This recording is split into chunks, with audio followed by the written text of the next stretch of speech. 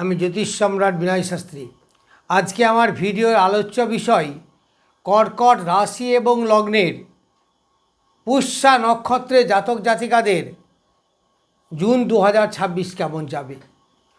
এই জুন 2026-এ কর্কট রাশি বা লগ্নের গ্রহ সন্নিবেশ এবং তাদের ফল অনুসারে জুন মাস কেমন যাবে আমি আগে বলেছি।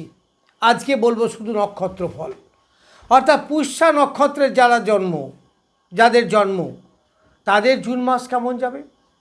এই পুষ্যা নক্ষত্র অধিপতি শনিদেবকে অনেকেই অনেক রকম বলেন, কিন্তু নক্ষত্রটি খুব ভালো নক্ষত্র। পুষ্যা পোষণ করে, যে পুষ্টি আছে যার মধ্যে, সমস্ত মনোবাসনা মনস্কামনা পরিপূর্ণ করতে পারে এই নক্ষত্র। সেটা খুব ভালো নক্ষত্র। বলা যায় 27টা নক্ষত্রের মধ্যে অন্যতম হচ্ছে এই পুষ্যা নক্ষত্র। তো যাই হোক, এই পুষ্যা নক্ষত্রের জাতক জাতিকাদের জুন মাস কেমন যাবে। প্রথমেই দেখুন, লগ্নে আছে দেবগুরু বৃহস্পতি, কারণ সে 1 জুন এখানে আসবে।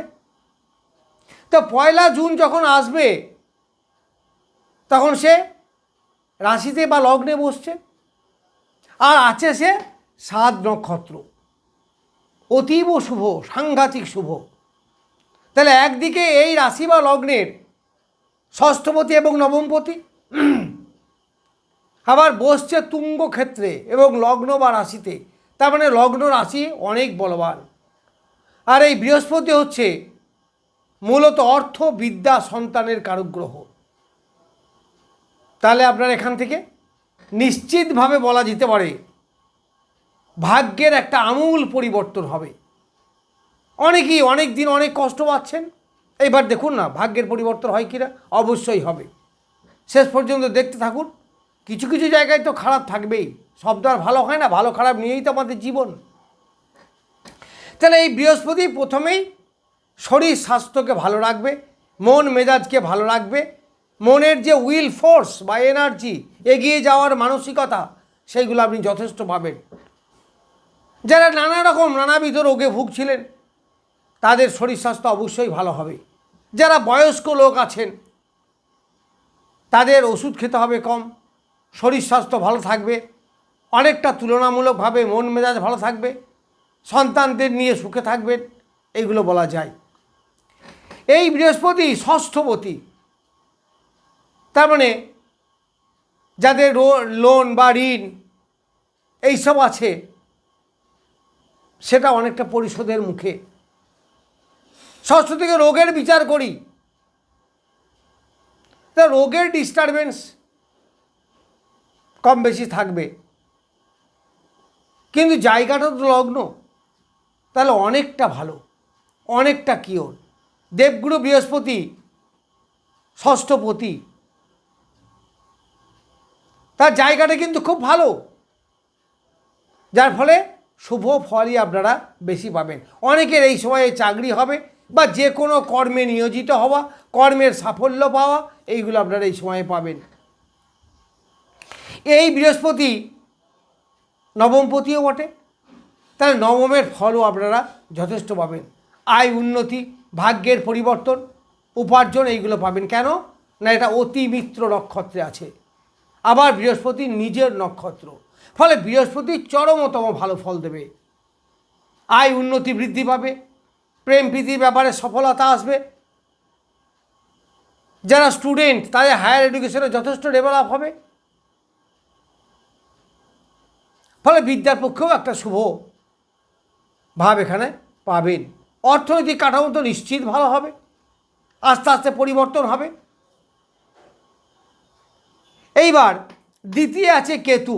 কেতু 1 নক্ষত্রে, অর্থাৎ মঘা নক্ষত্রে। এই কেতু কিন্তু আপনাকে খুব একটা শুভ ফল দিতে পারবে না, ফলে অনেকের টাকা জাম হয়ে আছে, আটকে থাকবে,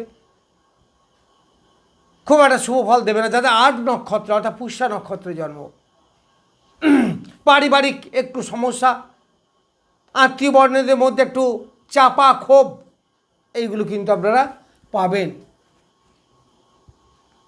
এখান থেকে একটু সতর্ক থাকবেন, কথাবার্তা একটু বুঝে বলবেন, কম কথা বলবেন, এটাই হচ্ছে গাইডলাইন।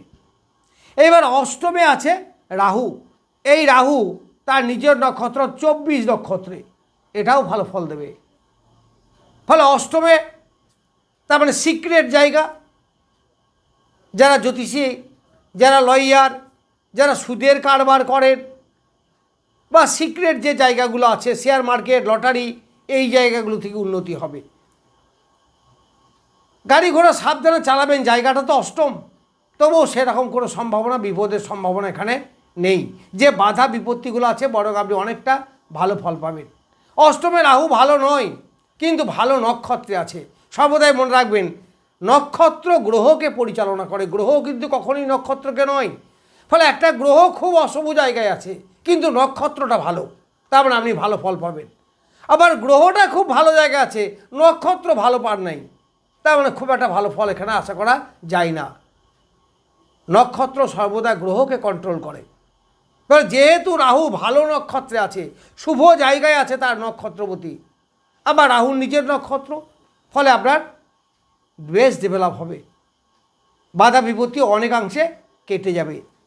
এইবার নবমে আছে গ্রহরাজ শনিদেব, 27 নক্ষত্র, বুধের নক্ষত্র। এই 9 নক্ষত্র মানে আমরা নবতারা চক্রে সম্পদ তারাই পড়ছে। তো সম্পদ তারা মানে ওয়েলথ, অর্থ করি, সেভিংস, আয় উপার্জন, অ্যাসেট বৃদ্ধি, জমি জায়গা ক্রয় করা, সোনাদানা ক্রয় করা, এইগুলো কিন্তু এই সময় আপনার হবে এবং যথেষ্ট ভালো হবে। এখানে নিয়ার অ্যাবাউট 13 মাস থাকবে এই শনিদেব 27 নক্ষত্রে। আবার বুধ শনি মিত্র, ফলে আপনি যথেষ্ট আয় উন্নতি করতে পারবেন। মানে বলা যেতে পারে যে কর্কট রাশি বা লগ্ন, বৃশ্চিক রাশি বা লগ্ন, পুষ্যা নক্ষত্র, অনুরাধা নক্ষত্র, এদের কিন্তু যথেষ্ট টার্নিং পয়েন্ট। এই ডেভেলপগুলো কিন্তু আপনারা আস্তে আস্তে পাবেন, দেখবেন মিলিয়ে। যদি আপনার শুভ গ্রহের দশা চলে, তাহলে তার বলারই কথা নয়। আবার যদি আপনার জন্ম থাকে শনি বৃহস্পতি, এইগুলো একটু ভালো পজিশনে থাকে, শুভ অবস্থায় থাকে, তাহলে চরমতম ভালো ফল পাবেন। কষ্ট আপনার পরিষ্কারভাবে লাঘব হবে। এই শনিদেব কর্কট রাশি বা লগ্ন ছিল সপ্তমপতি, অষ্টমপতি, সে নবমে বসে আছে, ভাগ্যের জায়গায় বসে আছে। ফলে কর্মের পরিবর্তন, কর্মের ডেভেলপমেন্ট, কর্মে উন্নতি, এইগুলো হবে। দাম্পত্য জীবনে যদি সমস্যা থেকে থাকে, সেই সমস্যাও অনেকটা লাঘব হবে, কারণ শুভ নক্ষত্র। এইবার মঙ্গল, এই মঙ্গল 2 নক্ষত্র পরে যাবে 3 নক্ষত্রে। ফলে 2 নক্ষত্রে 16 তারিখ পর্যন্ত সম্ভবত থাকবে, বেশ ভালো ফল পাবে। তারপরে যখন 3 নক্ষত্রে যাবে 16 তারিখের পরে, তখন কিন্তু একটু ডিস্টার্বিং দেখা দেবে, কারণ খুব একটা শুভ জায়গায় সে সময় থাকবে না। মান যশ খ্যাতি এইগুলো একটু ডিস্টার্ব করবে, রাগ জেদ এইগুলো বেড়ে যাবে। কর্মক্ষেত্রে কিছু কিছু জায়গায় একটু জটিলতার সৃষ্টি হতে পারে, একটু সতর্ক থাকবেন। তবে যেহেতু গ্রহটা স্বক্ষেত্রে আছে, ফলে আপনার সেই রকম মেজর কিছু হবে না। কর্মে উন্নতি, কর্মে প্রমোশন, যে কোনো ব্যবসায় করুন, কর্ম তো সবই, সেখানে ডেভেলপমেন্ট আপনার হবে। পিতার আয় উন্নতি বৃদ্ধি পাওয়া, মান যশ খ্যাতি বৃদ্ধি পাওয়া, এইগুলো কিন্তু হবে। অনেকের চাকরি পার্মানেন্ট হবে এই সময়ে, হয়তো টেম্পোরারি করছিলেন, এখন পার্মানেন্ট হবে, এইরকম ধরনের, বা প্রমোশন হবে, এইগুলো কিন্তু এই সময়ে দেখা যাবে। তারপরে রবি, রবি আছে 4 নক্ষত্রে, সে যাবে 4 আর 5 নক্ষত্র। ফলে 4 নক্ষত্র যতক্ষণ থাকবে একটু ডিস্টার্ব করলেও 5 নক্ষত্রে বেশ যাবে।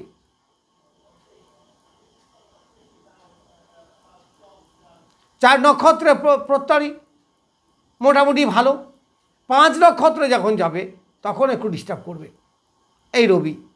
রবি দ্বিতীয় পতি, অ্যাসেটের প্রতি, মান যশ খ্যাতি। ফলে প্রথম দিকে অর্থাৎ 4 নক্ষত্রে যতদিন থাকবে একটু ডিস্টার্ব করলেও 5 নক্ষত্রে গিয়ে কিন্তু বেশ ভালো ফল দেবে।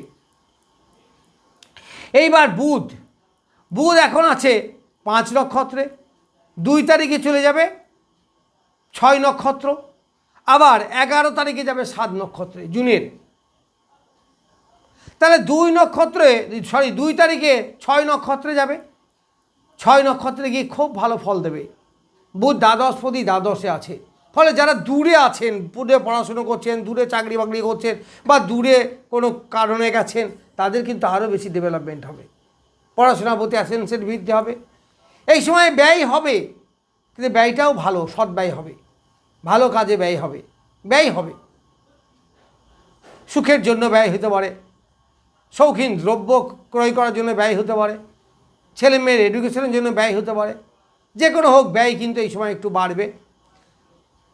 তারপর শুক্র, এই শুক্র এখন আছে 7 নক্ষত্রে, 11 তারিখে যাবে 8 নক্ষত্রে এবং 22 তারিখে যাবে 9 নক্ষত্রে। তাহলে এখন 7 নক্ষত্র দারুণ ভালো ফল দেবে। শুক্র মূল জোডিয়াকের দ্বিতীয়পতি, আবার কর্কট রাশি বা লগ্ন সাপেক্ষে একাদশপতি, সে দারুণ ভালো নক্ষত্রে আছে। তার মানে সার্বিকভাবে আপনি বন্ধুবান্ধবের হেল্প, প্রতিবেশীদের হেল্প, এইগুলো সব পাবেন এবং অর্থনৈতিক কাঠামো চরমভাবে ডেভেলপ করবে, আয় উন্নতি বৃদ্ধি পাবে, কর্মে উন্নতি হবে। তারপরে যখন 8 নক্ষত্রে যাবে তখন শরীর স্বাস্থ্য ভালো থাকবে, মন মেজাজ ভালো থাকবে, যে রোগে যদি ভুগে থাকেন সেই রোগ থেকে আপনি মুক্তি লাভ করবেন। তারপরে যখন 22 তারিখে 9 নক্ষত্রে যাবে তখন আপনার অর্থনৈতিক কাঠামোর আমূল পরিবর্তন হবে, কারণ শুক্র তো অর্থ দেয়, ফলে আপনার প্রচুর পরিমাণে অর্থগতভাবে উন্নতি হবে। মানে মোটামুটি ওই পুষ্যা নক্ষত্রের জুন মাস এবং তারপরেও বেশ ভালো সময়। এই সময় গুছিয়ে নিতে হবে, নিজেকে পরিশ্রম করতে হবে, চেষ্টা বৃদ্ধি করতে হবে, অবশ্যই ডেভেলপমেন্ট হবে। নমস্কার।